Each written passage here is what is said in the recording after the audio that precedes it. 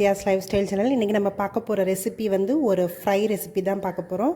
வாழைக்காய் வச்சு ஒரு நல்ல கிறிஸ்பியான வாழைக்காய் வறுவல் தான் பார்க்க போகிறோம். இதுக்கு வந்து ஒரு பொடி வந்து நம்ம தயார் பண்ணிவிட்டு அதில் டிப் பண்ணி தான் நம்ம ஃப்ரை பண்ண போகிறோம். அதுக்கு என்னென்ன இன்க்ரீடியன்ட்ஸ்லாம் தேவைங்கிறத பார்க்கலாம். 1 ஸ்பூன் கடலை மாவு, 1 ஸ்பூன் சோள மாவு, 1/4 டீஸ்பூன் அளவுக்கு மஞ்சத்தூள் சேர்த்துக்கிறேன், 1 டீஸ்பூன் அளவுக்கு தனியாத்தூள், மிளகாத்தூள் 1 டீஸ்பூன் அளவுக்கு, ஜீரகத்தூள் ஒரு 1/4 டீஸ்பூன் அளவுக்கு சேர்த்துக்கிறேன், 1 டீஸ்பூன் அளவுக்கு ரவை சேர்த்துக்கிறேன். நல்லா நைஸ் ரவையாக எடுத்துக்கோங்க. தேவையான அளவுக்கு உப்பு சேர்த்துக்கிறேன். இது எல்லாத்தையுமே நல்லா மிக்ஸ் பண்ணிக்கலாம். இது எல்லாத்தையுமே நல்லா மிக்ஸ் பண்ணியாச்சு.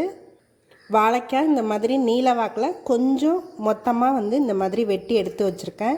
இது எல்லாமே தண்ணியில் போட்டு வச்சுருக்கேன். இந்த தண்ணியிலேருந்து நம்ம வெளில எடுத்துடலாம் எல்லாத்தையும். இப்போ இந்த வாழைக்காய் எல்லாத்தையும் இதில் வச்சு டிப் பண்ணிக்கலாம். வச்சாலே இதில் எல்லாத்தையுமே நல்லா ப்ரெஸ் பண்ணாலே போதும், கோட் ஆகிடும் எல்லாமே மாவெல்லாம்.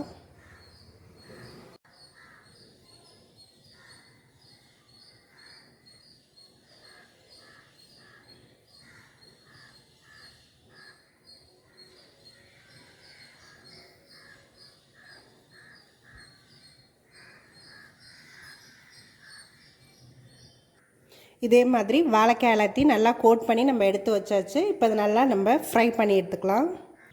பேனில் ஃப்ரை பண்ணுறதுக்கு ஆயில் நல்லா ஹீட் பண்ணிவிட்டேன். இப்போ நம்ம ஒரு பீசஸாக போட்டு ஃப்ரை பண்ணிக்கலாம்.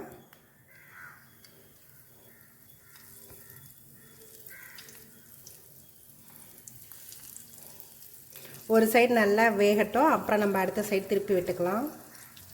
கொஞ்சமாக கருவேப்பிலையும் போட்டுக்கிறேன். கொஞ்சம் மீடியம் ஹீட்லேயே வச்சு நம்ம இதை ஃப்ரை பண்ணலாம்.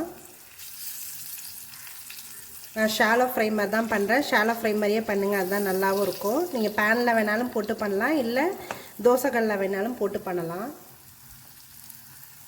ஒரு சைடு நல்லா ஃப்ரையாக இருக்கும். இப்போ இந்த எல்லாத்தையுமே நம்ம திருப்பி விட்டுக்கலாம். நல்லா இந்த ரவாலாம் போட்டுக்கனால நல்லா மொறு மொறுன்னு இருக்கும், நல்லா கிறிஸ்பியாக இருக்கும். இது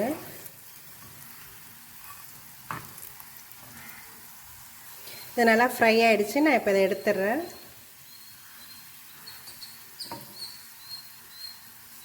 இந்த மாதிரி நல்லா கோல்டன் ப்ரௌன் வந்தோன்னா நம்ம எடுத்துடலாம். இப்போ நான் அடுத்த செட்டு பொரித்து எடுத்துக்கிறேன். இதில் வந்து நான் பூண்டு வந்து தட்டி போட்டுக்கிறேன். இதை உங்களுக்கு பிடிக்கலன்னா நீங்கள் விட்டுடலாம்.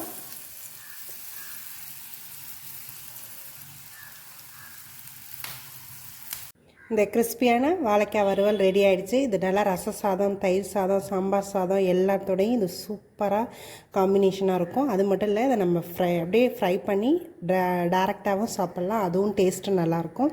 இதை நீங்களும் உங்கள் வீட்டில் ட்ரை பண்ணி பாருங்கள். என்னோடய வீடியோஸ் எல்லாத்தையும் பாருங்கள். மறக்காமல் எங்கள் சேனலை சப்ஸ்கிரைப் பண்ணுங்கள். தேங்க்யூ ஃபார் வாட்சிங்.